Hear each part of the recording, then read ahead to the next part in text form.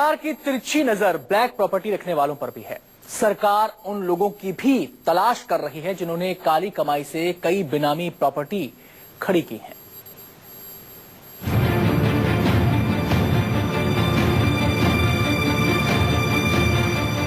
सरकार की नजर सिर्फ आपके बैंक खातों पर ही नहीं है। सरकार सिर्फ आपके खाते में जमा एक एक नोट का हिसाब नहीं लगा रही। सरकार की तिरछी नजर ब्लैक प्रॉपर्टी पर भी है।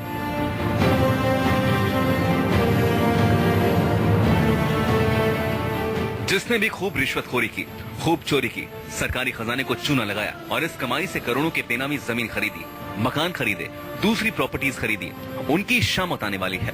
जो भी बेनामी संपत्ति होगी, दूसरे के नाम की संपत्ति होगी, हम कानूनन अब उस पर हमला बोलने वाले। संसद ने बेनामी संपत्ति के सौदों को रोकने के लिए अगस्त में नया कानून पारित किया था, जो 1 नवंबर से लागू हो चुका है।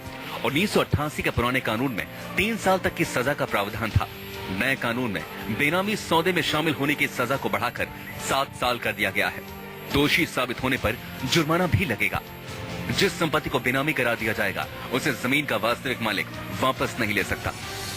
आपके पास कोई बेनामी प्रॉपर्टी मिलती है तो उस पर पूरी की पूरी आपकी बेनामी प्रॉपर्टी जो है आपकी सीज कर ली जाएगी, 100% सीज कर ली जाएगी। बेनामी प्रॉपर्टीज में आपके पास कैश भी हो सकता है, गोल्ड, बुलियन, सारी चीजें हो सकती हैं, प्रॉपर्टीज हो सकती है, और 1 साल से लेकर 7 साल तक का सजा का प्रावधान है इसमें।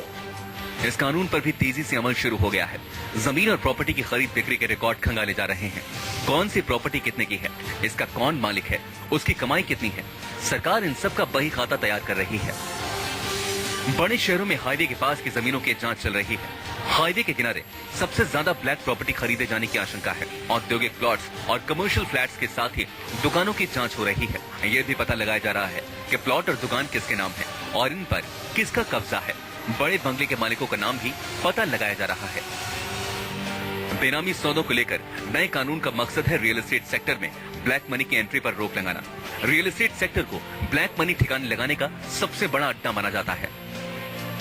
फिक्की के अनुमान के मुताबिक ब्लैक मनी का 30% हिस्सा रियल एस्टेट सेक्टर में निवेश किया गया है। 2006, 2007 और 2011 और 12 में जब इस सेक्टर में बिजनेस उफान पर था, तब प्रॉपर्टी की कुल खरीद का 30% हिस्सा बेनामी होने की आशंका जताई गई थी।